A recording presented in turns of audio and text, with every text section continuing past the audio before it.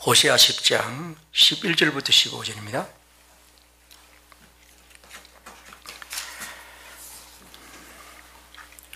에브라임은 마치 길들인 암소 같아서 곡식 밟기를 좋아하나 내가 그의 아름다운 목에 멍에를 메우고 에브라임 위에 사람을 태우리니 유다가 밭을 갈고 야곱이 흙덩이를 깨뜨리리라. 너희가 자기를 위하여 공의를 심고 인애를 거두라. 너희 묵은 땅을 기경하라. 지금이 곧 여호와를 찾을 때니 마침내 여호와께서 오사 공의를 비처럼 너희에게 내리시리라. 너희는 악을 밭가라 죄를 거두고 거짓 열매를 먹었나니 이는 네가 내 길과 네 용사의 많음을 의뢰하였음이라. 그러므로 너희 백성 중에 요란함이 일어나며 네 산성들이 다 무너지되 살만이 전쟁의 날에 벳 아벨을 무너뜨린 것 같이 될 것이라. 그때 어머니와 자식이 함께 부서졌도다. 너희의 큰 악으로 말미암아 베델이 이같이 너희에게 행하리니 이스라엘 왕이 새벽에 정령 망하리로다. 아멘.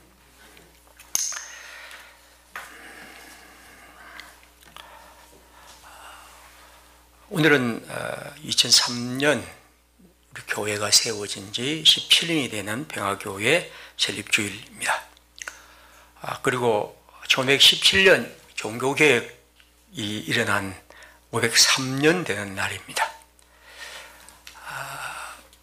우리가 이런 날을 기념하고 또 기억하는 것은 새삼 그리스도인이 누구인지 또 그리스도인의 모인 공동체 교회가 무엇인지 그리고 교회로서 우리의 집단이 과연 왜 이곳에 있는지 하는 이런 근본적인 질문을 하는 날이기도 하죠. 그러니까 다시 말하면 그리스도인은 그냥 이 세상에 널려있는 수많은 사람 중에 하나가 아니라 하나님의 은혜로 생명을 얻은 사람이란 것. 그리고 교회란 것은 이 세상에 많은 단체와 그런 집단이 아니라 그리스도를 주님으로 믿는 백성들의 공동체란 사실. 왜 우리는 모였으며 왜 우리는 살아가야 한가 하는 그런 문제를 이런 자리를 통해서 새삼 생각하게 하는 자리이죠. 기독교 윤리실천 일반적 기운실이라고 하는 기독교 단체가 있는데 이 단체에서 2020년 한국 교회의 사회적 신뢰도 여론조사를 했습니다. 이 조사는 2008년, 2009년, 10년, 13년, 17년 이렇게 해마다 하지는 않지만 꽤 자주 했고 그리고 이제 6번째로 했습니다. 한국 교회의 신뢰도에 대해서 그래프를 한번 소개를 하겠습니다. 먼저 물었습니다. 한국 교회를 얼마나 신뢰합니까? 라고 그렇게 물으니까 사람들의 대답이 이렇습니다.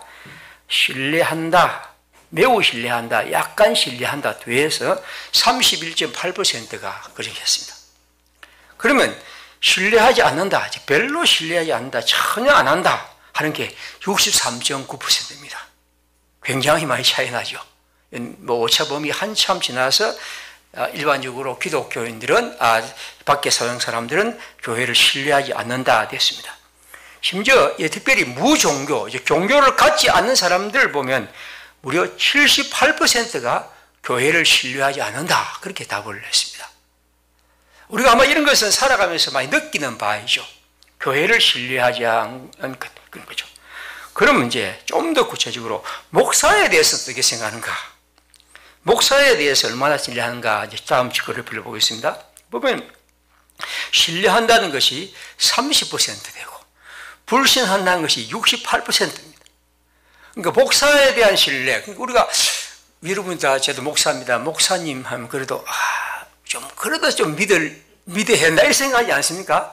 그런데 사람들이 목사에 대한 신뢰도가 30%라 놀랍지 않습니까? 68%의 사람들은 17의 사람들은 목사 별로 믿을만 안 돼 라고 그렇게 얘기를 한다는 거죠. 이건 이제 결론편 없이 많은 일반 기독교인에 대해서 질문도 마찬가지입니다. 일반 기독교인도 질문할 때 얼마나 신뢰하는가 하니까 32%가 신뢰한다, 65%가 신뢰하지 않는다. 거의 비슷한 그런 수치입니다. 이건 얼마나 기독교인들이 이 세상에서 어떤 신뢰할 수 있는 그런 것을 못 주고 있느냐 하는 것이죠. 그래서 이제 물어줍니다. 가장 당신이 신뢰하는 종교가 어딥니까? 라고 물으니까 어디겠습니까? 종교를 딴다면 가톨릭, 그 다음 불교, 그 다음 개신교, 이런 순서였습니다. 개신교는 해마다 더 낮아지고 있다, 그렇게 얘기를 하죠. 또 이런 질문도 했습니다. 교회가 세상과 소통을 한다고 하는데 가장 소통하는 것 같습니까? 하니까 소통한다. 교회가 세상과 잘 만나려 한다 하니까 35%, 소통하지 않는다 62%의 사람은 그렇게 말했습니다. 그럼 개신교인이 기독교가 남에게 뭔가 가장 사람들에게 개선해야 할 것이 뭔가라고 하니까 다른 사람을 배려하는 마음이다, 그런 얘기죠. 우리가 참 이걸 들으니까 마음이 좀 찔리지 않습니까? 오늘 기독교인들이 하는 거 보면 내 좋으면 마음대로 해버리는 이런 현상들, 우리가 이웃, 이런 내 행동이 어떤 영향을 주는가 하는 걸 생각하는 배려하는 마음이 기독교인이 그리 없다, 그렇게 얘기하죠. 그 다음에 정직하지 못하다, 배타적이다, 이런 얘기도 합니다. 그래서 한국 교회가 신뢰받기 위해서 가장 해야 할 중요한 운동이 뭐냐 하면 올바른 삶, 그런 것이다. 그 다음에 이제 다른 사람을 돕는 봉사나 구제 활동이다, 그런 얘기를 하죠. 통계에 보면요, 기독교, 개신교가 그 어떤 단체보다 가장 많이 사회적 봉사를 합니다. 그건 사람들이 인정하는 거죠. 개신교, 그 다음에 가톨릭, 불교 이렇습니다. 그런데도 사람들은 어떤 신뢰도에서는 개신교에 대해서 우리 기독교에 대해서 그렇게 신뢰를 갖고 있지 않다는 것입니다.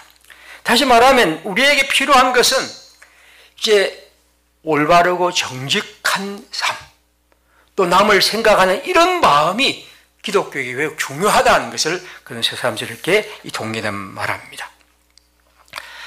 여러분, 이것이 오늘 우리가 만난 현실입니다. 그리고 제가 이런 통계를 말씀드렸지만 실제로 우리 모두가 다 이 세상에서 경험하는 바죠.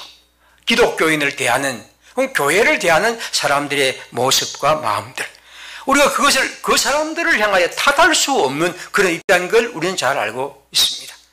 다시 말하면 이제 우리가 오늘 이런 마당에서 이 종교개혁 주의를 맞이하면서 한국 교회가 좀 내놓고 우리 자신들을 성찰하고 새롭게 하려는 그런 몸짓이 매우 중요한 그런 시점이라고 말할 수가 있습니다. 오늘 성경은 우리에게 그런 과제를 던지고 있습니다. 11절 보겠습니다. 에브라임은 마치 길들은 암소 같아서 곡식 밟기를 좋아하나 내가 그의 아름다운 목에 멍에를 메우고 에브라임 위에 사람을 태우리니 유다가 밭을 갈고 야곱이 흙덩이를 깨뜨리리라. 암호입니다, 이거죠. 읽었을 무슨 말인지 아무것도 모를 말입니다. 성경을 이제 호세아를 자세히 읽어보면 이 말의 의미가 알 수 있을 것이고, 그러나 우리 성경이 또 역시 그대로 읽어도 좀 어려운 부분이 있습니다. 이런 의미입니다. 자, 에브라임은 그 당시 이스라엘 나라는 남과 북으로 나누어졌습니다. 그리고 에브라임은 북쪽 이스라엘이란 나라의 가장 으뜸되는 지파입니다. 그래서 보통 호세아에는 에브라임이라고 해서 이스라엘 지파에 으뜸되는 사람, 혹은 북쪽 이스라엘을 말할 때가 많습니다. 자, 그러면 이 이스라엘은 어떤 사람입니까? 마치 길들인 암소라는 것은 아주 쟁기질을 잘하는 그런 암소. 여러분 생각할 때 소면 다 쟁기질 잘할 것 같지만 그렇지 않습니다. 소도 아주 제 마음대로 뛰는 놈들도 있거든요. 그러니까 그 소를 잘 훈련시켜야 합니다. 그리고 이스라엘에서는 이 소를 갈 때는 결의로 갑니다. 쌍으로 2마리씩 이렇게 합니다. 그래서 소를 살 때 이 2마리가 잘 이렇게 호흡을 맞추는가 하는 것을 잘 보고 이제 값을 매기는 겁니다. 그러니까 여기서 길들인 암소라는 것은 아주 쟁기질을 잘하는 그런 암소를 말하는 거죠. 그러니까 성경은 뭐냐면 하나님은 말씀합니다. 에브라임, 즉 이스라엘은 참 쟁기질을 잘하는 암소 같아서 곡식 밟기를 좋아한다. 곡식을 밟는 것은 아마 타작할 때 하는 것 같습니다. 그래서 내가 그의 아름다운 목에 멍에를 메우고 그렇게 했습니다. 그러면 곡식 밟기를 좋아하고 참 잘하면 멍에를 왜 메울까 싶지만 이 말은 아름다운 목에 멍에를 메운다는 것은 아마 이 목에 멍에를 메워서 더 잘 갈도록 하는 것 같습니다.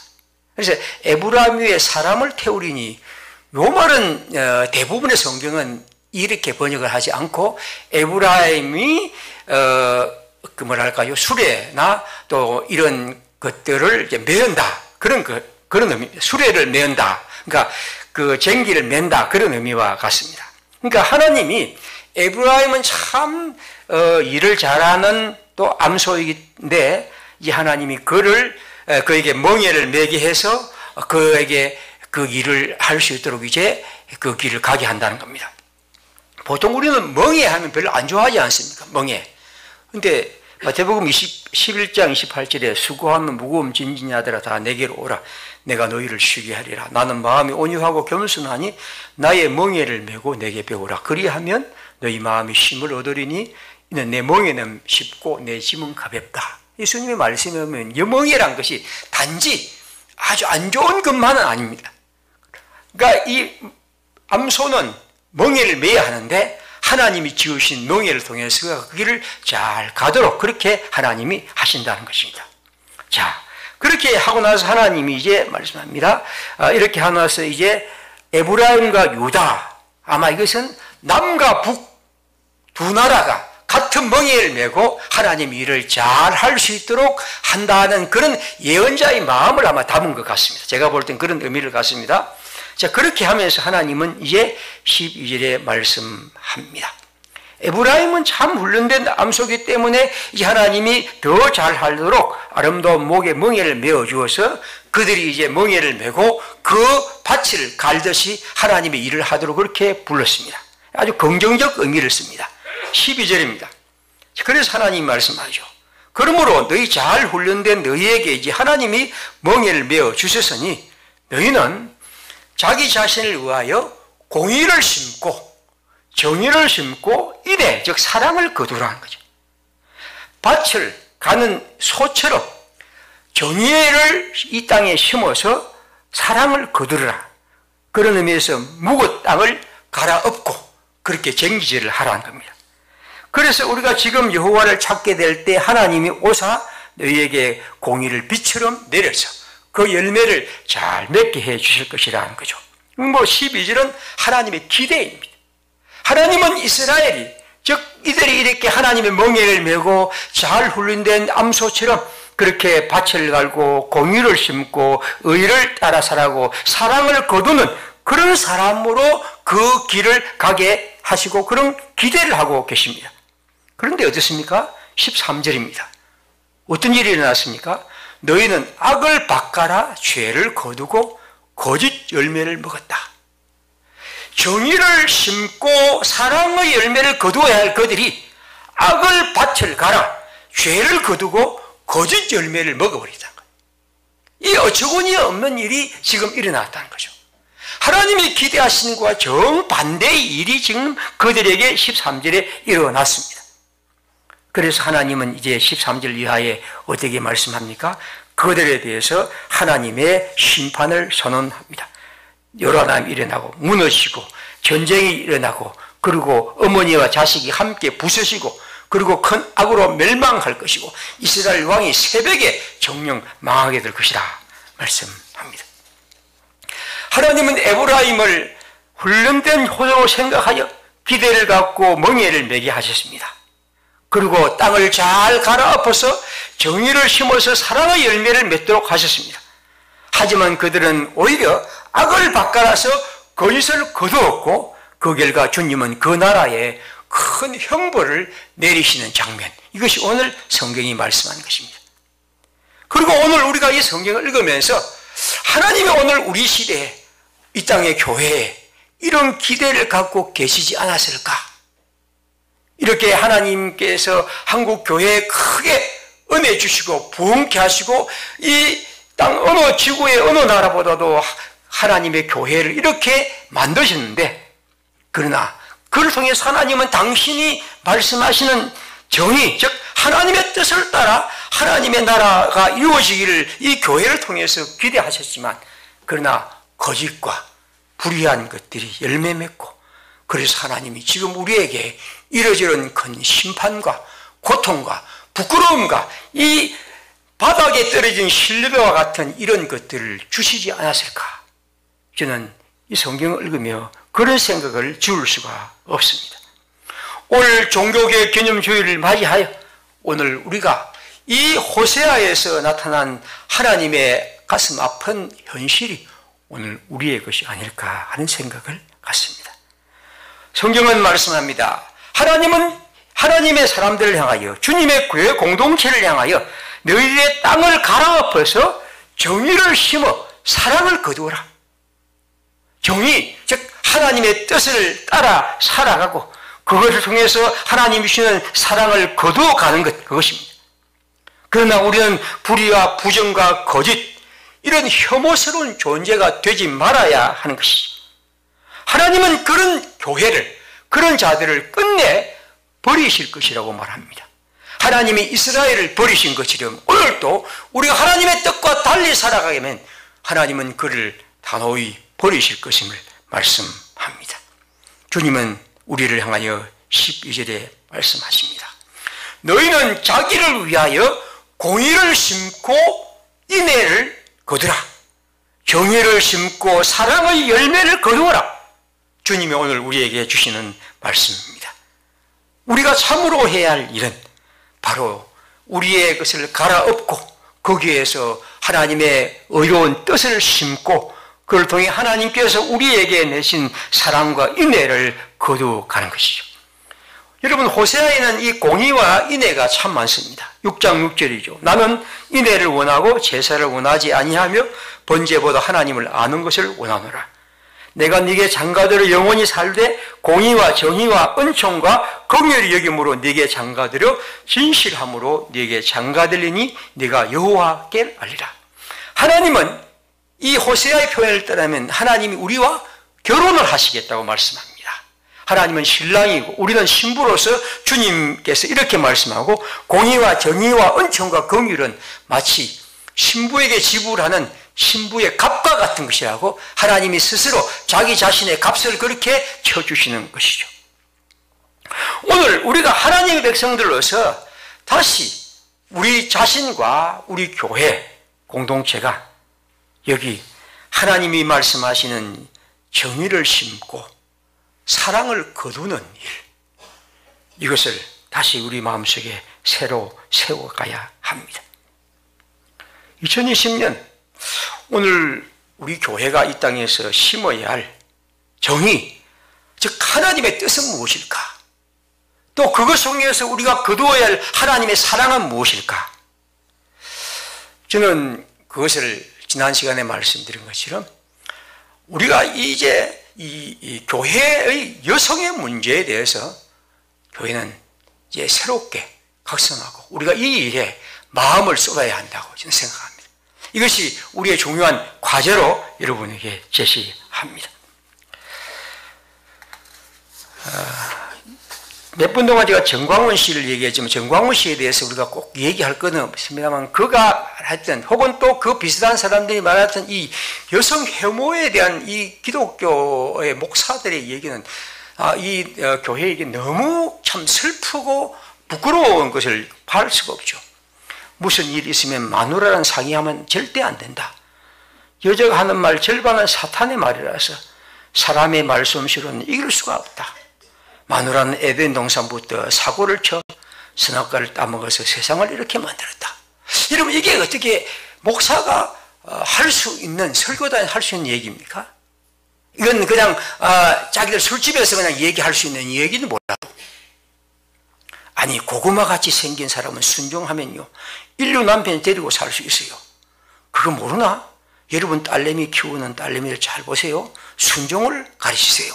그러면 아무리 못생긴 딸도요 인류 남편 데리고 살 수 있어요. 제일 예쁜 여자도 순종 안 하면요 이건 사탄이야, 사탄. 여러분, 이런 얘기들이 청교도라는 이름으로 말하고 있단 말이죠. 그러니까 이게 뭐냐면 우리들의 교회에게 이런 말이 마구 말할 수 있는 것은 그만큼 우리 교회가, 기독교란 이 종교가 여성에 대한 이런 그 기본적인 상식 자체가 없는 그런 집단이 되고 있다는 거죠. 이건 단지 일탈된 한 목회자의 얘기가 아니고 우리가 이런 문제에 대해서 모두 다 좀 가슴을 쳐야 될 그런 시점입니다. 겔레라는 사람은 여성신학자 이런 얘기했습니다. 남자의 죄는 억압하고 지배하는 것이고 여자의 죄는 그것에 복종하고 묵인하는 것이다. 우리는 이 죄에서 벗어나야 한다. 강렬하게 얘기를 하죠. 책 한 권을 소개하겠습니다. 이 책은 아주 재미있고 좀 엄침한, 좀 어두운 책인데, 한번 그림을 보여주십시오. 저 책은 이제, 보시면, 마녀를 심판하는 망치라는 책입니다. 옛날엔 제가 이 책을, 그냥 번역되기 전에는, 이래저래 막, 인용문을 봤을 때, 마녀망치라고 부르는데, 이 책입니다. 마녀망치. 아주, 1486년에 이제 처음 나온 책입니다. 1486년에 나온 책인데, 한 700쪽 정도 되는 책입니다. 마녀망치라고 해서 마녀를 심판하는 망치라는 책입니다. 여러분, 이게 그 당시 기독교에서 사용하는 일종의 그 참고서입니다. 어느 여자가 마녀냐 아니냐 하는 것을 판단하는 책입니다. 여기 보면 그런 어떤 여자가 마녀냐, 마녀가 들어가면 어떤 증상이 있느냐, 마녀가 어떻게 남자를 유혹하느냐, 마녀가 어떻게 교회에서 문제를 일으키느냐, 사탄은 어떤 식으로 마녀 밑으로 들어가느냐, 일단 이런 식의 아주 참 너무나 주원이 없는 얘기 계속 있는데 이게 교회에서 가르치고 교회에서 판단하고 그렇게 했습니다. 물론 이 책이 제일 처음에 나왔을 때는 교회에서는 이건 좀 문제가 있다고 해서 이건 받아들이지 않았습니다. 하지만 그 이후로 교회에서는 이 마녀망치라는 책을 굉장히 좋아했고 이 마녀망치라는 책이 사람들에게 알려졌죠. 그래서 제가 이 책 처음에 보니까 이런 얘기를 하더라고요. 30년 동안 한 20세, 20번 계속해서 잘 팔리면 계속해서 사정 20세를 했고 1574년부터 69년 사이에 16세를 찍었다. 자기가 그렇다는 거죠. 굉장히 많이 팔렸다는 겁니다. 그 당시에는 여러분 1486년은 다 이렇게 인쇄술이 만들어지지 않았기 때문에 필사본입니다. 물론 1574년부터는 이제 그 종교개혁 이후에는 이제 그 인쇄술이 만들어지지만 아무튼 이렇게 해서 말했는데 이왕 책을 소개했으니까 이 책에 어떤 내용이 있는지 한번 몇 가지만 소개하겠습니다. 이 책이 이렇습니다. 악의 마법사, 이 마녀에 대한 얘기입니다. 악마에게 복종하는 마녀들에 관하여 쟁점 6입니다. 여자들이 남자들보다 더 쉽게 미신적 신앙에 빠지는 현상에 대해 사상가들은 다음과 같은 근거를 제시한다. 1. 악마는 인간의 믿음을 무너뜨리는 데 혈안이 되어 있다. 그리고 여자는 남의 말을 쉽게 믿는 경향이 있다. 따라서 남자보다는 여자가 더 쉬운 공격형이 된다. 이렇게 하면 남자들이 머리를 끄덕 끄는 사람도 있습니다. 여자는 원래 짓거리기를 좋아한다. 그래서 마법을 통해 경험한 것을 자신의 여자친구들과 공유하지 못하고는 않고는 못 배긴다. 그리고 여자는 힘이 약하기 때문에 마법의 힘을 빌려서라도 모욕에 대한 안갚음을 하려고 한다. 이 무슨 말인지 그런 여자들은 이성의 결함으로 인해 남자들보다 더 빨리 믿음을 버리는 경향이 있다. 이와 마찬가지 여자들은 유별난 격정과 욕망으로 인해 남자들보다 더 열심히 복수할 방법을 찾아낸다고 마법을 힘을 빌려 악착같이 복수하여야 한다. 그러므로 여자들 사이에서 그토록 많은 마녀들이 생겨나는 것은 너무나 당연한 일이다. 지금까지 여자들이 이런 모든 탐욕에 찌들고 그 욕망을 채우기 위해서 악마의 도움을 청하는 것이다. 이해력이 뛰어난 독자라면 지금까지 이야기한 것만으로도 여자들이 남자들보다 더 강하게 마법에 끌리는 이유를 충분히 이해할 수 있을 것이다. 오늘날까지 우리 남자들은 추악한 행위로부터 지켜주신 하나님께 영광과 찬양을 돌릴지어다. 주께서 남자의 형성으로 세상에 내려와 고난당하시기를 원하셨고 바로 이 때문에 남자들에게 그런 혜택을 주신 것이다. 이런 얘기입니다. 여기 보면 마법의 고문 방법도 있습니다. 어떻게 고문할 것인가. 아주 잔인한 고문 얘기도 있습니다. 여러분, 이게 그 당시 교회에서 어떤 사람을 마녀로 판명하기 위해서 사용된 참고서라는 겁니다. 근데 이 책이 말씀드린 것처럼 1486년입니다. 그럼 1517년에 종교개혁이 일어났기 일어났기 때문에 종교개혁 전에 이제 한창 동안 일어났는데 이 책이 그럼 종교개혁이 없었느냐? 그렇지 않습니다. 1574년부터 1669년 사이에 16세가 이게 인쇄되었습니다. 계속해서 팔렸다는 겁니다.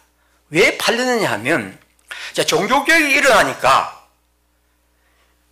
그 주류에 있는 가톨릭의 그 세력들은 이걸 이제 건절시키기 위해서 뭔가 많은 범인들과 죄인들을 찾아내야 합니다. 그 중에 뭐냐면 이 반종교개혁의 세력들은 바로 이런 마녀들을 이제 사냥하는 거죠. 마녀들을 여러 가지 병으로 문제를 삼아서 사람들을 더 박해해가는 방식입니다.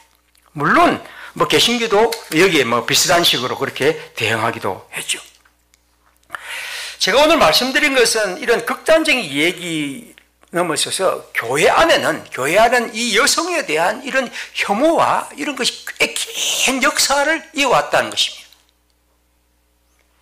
물론 교회 밖에도 그런 것이 늘 이어왔고 지금도 그러한데 그것이 이제 우리 사회에서 굉장히 많이 바뀌고 있습니다.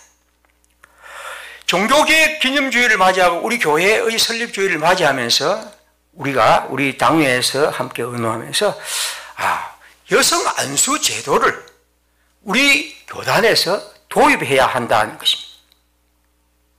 교회 정치입니다. 교회는 이제 헌법은 이렇습니다. 제일 중요한 건 성경, 그 다음에는 이제 교리 문답서, 그 다음엔 교회 정치입니다. 그럼 교회 정치는 우리가 말할 때 법인데 교회 정치 제40조 목사의 자격 제9항입니다. 제1항 남자 세대 교인으로서 무음하게 7년 이상을 경고한 자, 이런 사람만이 목사를 받을 수 있습니다. 교회 정치 64조 장로의 자격, 이건 7항 7항이 있는데 그 중에 제일 1항 40세 이상 66세 이하의 남자 세대 교인으로서 무음하게 7년을 경고한 자. 오늘 우리가 하고 싶은 이 남자란 말을 드러내고 싶은 거죠. 이게 딱 드러내요. 그냥 세대 교인으로서 무음하게 7년 경고한 자. 이것이 우리가 해야 할 일. 왜냐하면 오늘 우리가 하나님의 교회가 어떻게 보면 이 존재 자체로 여성을 차별하는 것, 목사와 장로가 될 수 없다는 이런 방식으로 차별하는 것은 굉장히 제가 알고 있는 성경, 제가 믿고 있는 하나님, 제가 갖고 있는 신앙의 원리에 따른다면 그건 어긋난 것입니다. 물론 이건 교단의 헌법과 반대되는 것이기 때문에 이렇게 말하면 이제 어떤 문제가 있을지 모르지만, 그러나 분명한 사실은 이제 이 문제를 좀 더 공론화하고 이 문제에 대해서 우리 교단이 이걸 좀 극복해야 한다고 봅니다. 왜냐하면 지금 우리 사회가 여성의 어떤 역할과 또 권리, 그리고 그들 해야 할 일들이 온 영역에 다 펼쳐가는데 기독교의 개신교의 그 중에서도 뭐 통합sek이나 감로교나 이런 보통의 모든 교파들은 다 아무 문제 없는데 이 고신이나 합동이나 이런 좀 지나치게 이 보수적인 몇 교단이 이 문제를 여전히 갖고 있다는 거죠. 저는 이것은 성경에 전혀 어긋난 일이 아닙니다. 여성에게 목사와 장로의 안수를 준다고 해서 그것은 성경에 전혀 어긋나지 않는 일입니다. 제가 알고 있는 성경은 우리에게 그렇게 말하고 있습니다. 하지만 또 성경을 그렇게 다르게 이해하는 사람들은 그것은 성경이 있다고 말하면서 지금까지 목사와 장로에게 어느 여자가 될 수 없다고 그렇게 얘기했습니다. 그런 의미에서 우리는 이 문제에 대해서 공론화를 해서 서로 성경을 통해서 토론하고 자기의 주장을 발표하고 그래서 가장 좋은 것을 찾아가는 것입니다. 왜 이것이 중요하냐 하면 오늘 이 헌법을 그대로 두고는 이제 자라나는 젊은 세대들, 자라나는 이 젊은이들에게 이걸 그대로 주어서는 사람들이 누가 이 교회에 대해서 마음을 갖고 해야 되겠습니까? 왜냐하면 우리 존재 자체가 여성은 하나님 안에서 그런 역할을 감당할 수 없는 낮은 존재라고 그렇게 아예 쳐버린다면 그 어떻게 하나님의 말씀의 구원의 그 포괄적이고 그 어떤 자격도 우리가 하나님 앞에서 말할 수 없는 오직 죄인인 우리 모두가 그런 차별을 준다는 것이 과연 가능한가 하는 것이죠. 그러면서 저는 이 문제에 대해서 이제 우리 모두가 좀 더 관심을 갖고 이제 이 일을 해가고 있습니다. 오늘 제가 이 제일 처음에 이 설교 제목을 묵은 땅을 기경하라, 묵은 땅을 갈아엎으라 그렇게 잡았습니다. 그러다가 다시 바꾸었습니다. 정의를 심고 사랑을 거두자. 왜냐하면 우리가 어떤 것을 갈아엎고 어떤 것을 비판하고 어떤 것에서 도전하는 것, 그건 필요합니다. 하지만 이제 우리가 하고 싶은 것은, 이 종교개혁을 통해서 하고 싶은 것은 뭔가 심고 거두고 새롭게 우리들의 일을 하는 것입니다.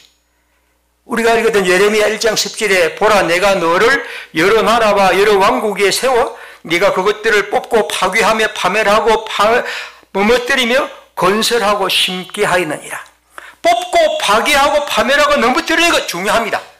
하지만 또한 언제부터 우리가 이 일을 통해서 하고 싶은 것은 건설하고 심고 싶은 것이죠. 이런 일들을 통해서 우리가 하나님의 뜻을 이루고 싶은 것입니다.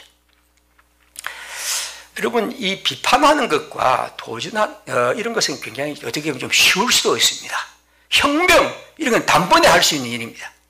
하지만 제가 볼 때는 개혁은 훨씬 어렵습니다. 이건 긴 과정입니다. 그렇죠? 왜냐하면 여기에는 시간도 흐르고 또 기분 나쁜 일로 만나고 또 답답한 일로 만나는 것입니다. 한 번에 모든 것은 이루어지지 않습니다. 어떻게 보면 우리는 이런 일 저런 일을 하나하나 행해 가야 합니다. 우리 교회가 이런 교단에 존재하는 이유는 또 뭘까? 그런 의미에서 이것이 변방에 있는 우리 작은 교회지만, 그러나 단지 우리는 작은 교회로만 머물 것이 아니라 하나님께서 우리에게 주신 은혜를 따라 이 교단에 있는으로서 이런 일을 우리가 감당하고 싶은 것이죠. 여러분, 보통 이런 일들은 어떻게 하냐면 아주 훌륭한 사람이 글을 쓰든지 혹은 또 어떤 사람 모아서 하든지 그렇게 해서 뭐든 바꾸어 갑니다. 근데 저는 이번 기회에는 아주 정상적인 통로를 갑니다. 자, 첫 번째, 당회를 통해서 결의합니다. 두 번째, 노회를 통해서 제안하고 노회를 토론을 통해서 총회에 올립니다. 그리고 총회에서 그것을 헌법을 바꾸는 방식, 굉장히 힘든 일이겠죠. 그러나 이왕 우리가 이 교단 안에 있는 이상 그러한 정식적 통로를 통해서 해보고 싶은 겁니다. 그래서 일단 당회를 통과하고 우리는 이제 다음 4월 노회 정도까지 우리가 이 일에 대해서 좀 더 얘기하든지 혹은 10월로든지 해서 이 문제에 대해서 논의하고 또 제안할 뿐입니다. 그러려면 여러분, 많은 사람들이 필요하고 많은 관심이 필요합니다. 기도하고 실제로 참여하는 사람, 편지도 보내야 되고 광고도 해야 하고 홍보활동해야 되고 사람도 만나야 하고 또 조직해야 하고, 이게 절대로 쉬운 일은 아니거든요. 왜냐하면 이 견고한 틀 자체가, 그리고 공교롭게도 이번 총회 때 우리 교단은 여성 안수 문제는 불가능하다, 그 결론을 내려버렸습니다. 먼저 분은 내렸고 이분도 다시 내렸습니다. 다시 내린 결론에 대해서 도전하는 것은 쉽지 않은 일이겠죠. 하지만 그런 의미에서 이 일을 위해서 우리가 좀 더 마음을 갖고 살아가야 합니다. 그래서 제가 부탁하는 것은 이 일에 참여할 사람이 필요합니다. 시간도 좀 내고 또 마음도 들이고 글도 쓰고 머리도 좀 쓰고 기도도 하고 그렇게 해서 이 일에 집중적으로 실무로 참여할 사람이 해요. 그래서 우리가 이 일을 해야지 제 혼자 그건 불가능하고 또 그렇게 하고 싶지도 않습니다. 왜냐하면 이것은 다 우리 모두가 해야 할 일이고 그를 통해서 가야 합니다. 우리 김순희 권사님이 계시던 포항에 있는 그런 교회는 벌써 다 이 목사 장로 그 안수 제도를 다 했습니다. 단지 이런 고신파나 이런 합동적 교회들만이 지금 여전히 남아있는 것이죠. 그런 의미에서 그렇게 어려운 것은 아니고 터무니없는 일은 아닙니다. 하지만 교회란 것은 그렇게 쉽지 않은 일이기 때문에 다 그렇죠. 제가 주보에 김규광 씨의 글을 올리는데요. 이번엔 이런 얘기를 합니다. 사람들은 항상 일반적 인민 혹은 또 우리 민중 혹은 일반 사람들은 항상 역사에서 피해자라고 생각합니다. 그래서 나는 아무 특권도 없고 기득권도 없고 그래서 항상 정직하게 살고 그렇게 살아간 사람인데, 불의한 사람들, 나쁜 사람들이 정치인지 또 법이든지 기업가들인지 언론이 우리를 억압하고 고통스럽게 만든다고 우리는 그렇게 얘기를 합니다.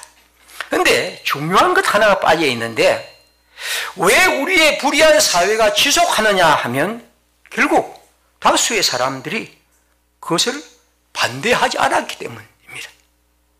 즉 불의한 사회는 권력을 가진 소수가 아니라 다수가 그 일에 묵인하고 아무런 말도 하지 않았기 때문입니다. 다시 말하면 우리가 자꾸만 어떤 것을 비판하고 어떤 것을 나무라고 어떤 것에 대해서 불만을 터한 걸 넘어서서 이 문제에 대해서 자기 자신이 주인으로 참여하고 그 일에 해야 합니다. 이것이 우리가 해야 할 일입니다. 저는 그리스도인들은 반드시 그렇고 하나님은 우리에게 그것을 약속합니다. 종교개혁은 어떤 의미에서 교회란 이 틀, 사회란 틀, 그 의식, 그것에 우리가 휩쓸려서 구원이 있는 양 생각했다면 종교개혁은 여러분 모든 사람들을 다 개인으로 흩어져 버립니다. 너희 개인이 하나님 앞에 서는 것이고 주체적으로 주님 앞에서 자신이 결단하고 살아가는 긍정적 의미를 또한 갖고 있습니다. 그런 의미에서 우리 교회도 이제 이런 일들에 우리 자신이 하나님 안에서 하나님의 역사의 주인으로서 이 일에 참여해야 합니다. 저는 이 일이 우리 교회, 이 땅의 교회 개혁에 있어서 하나의 작은 몸짓이 되었으면 합니다. 그래서 이를 통해서 우리가 하나님의 뜻을 이루어가는 즐거움도 맛봤으면 합니다. 여러분, 루터가 종교개혁을 하면서 뭔가 세상이 바뀔 것이라고 생각했을까요? 전혀 그렇지 않습니다. 그는 그저 그 시대의 종교가 너무나 불의하고 부끄러운 일들을 행하기 때문에 그 일에 대해서 불만을 갖고 말하다가 어느 날 갑자기 한 교회의 성문에 95개 조항의 항의문을 걸고 그것을 한번 토론해 보자고 한 그 일이 그냥 하나하나 하나님의 능력과 은총 속에서, 역사 속에서 그 길을 이루어냈던 것입니다. 오늘 우리가 이 일을 맞이하면서 제가 헌금을 드린다고 하는 게 좀 생소하지 않습니까? 그러나 헌금은 굉장히 중요합니다. 왜냐하면 이 일에 우리가 참여하고 시작하는 의미에서 우리의 마음을 드리는 것이기도, 또 이를 통해서 이 일을 위해서 이것이 사용되고 또 더 많은 것이 필요하기 때문입니다. 그래서 우리가 이런 일을 통해서 함께 참여함으로써 우리도 모르게 하나님의 역사하는 걸 따라서 하나님께서 이 일을 이루어질 것입니다. 오늘 성경은 12절에 뭐라고 말합니까? 너희 묵은 땅을 기경하라. 마침내 여호와께서 오사 공의를 비처럼 너희에게 내리시리라. 하나님이 내리신 비가 있을 것이고 그 비에 따라 하나님이 당신의 역사를 이루실 것입니다. 여성 안수 문제는 이 대명천지에 별로 새로운 것도 아니고 우리가 이런 얘기를 해야 할 것인가 하는 그런 마음도 있습니다. 하지만 여러분, 이것이 또 우리가 갖고 있는 현실이고 또 우리가 또 극복해야 할, 또 새롭게 해야 할 일이라고 보죠. 우리 함께 이 종교개혁 기념주일, 우리 교회의 설립주일을 맞이하면서 하나님이 우리에게 주신 이 일을 마음에 새기고, 또 앞으로 제가 이 말씀을 자주 드릴 텐데 우리 함께 기도하고 마음을 먹고 하나님이 우리에게 내리실 비 열매를 기대하며 주님과 함께 매진해가는 그런 성도들의 또 우리의 여정이 되기를 바랍니다. 우리 함께 시간 기도하겠습니다. 공의를 뿌리고 사랑을 굳으라 하는 주의 말씀처럼 우리 모두 하나님 안에서 이 종교개혁 주일을 맞이하고 또 우리 기념주일, 교회 설립주일을 맞이하면서 하나님의 뜻을 이루어갈 수 있도록 주님 저희에게 힘주시고 함께해 주옵소서. 기도하겠습니다.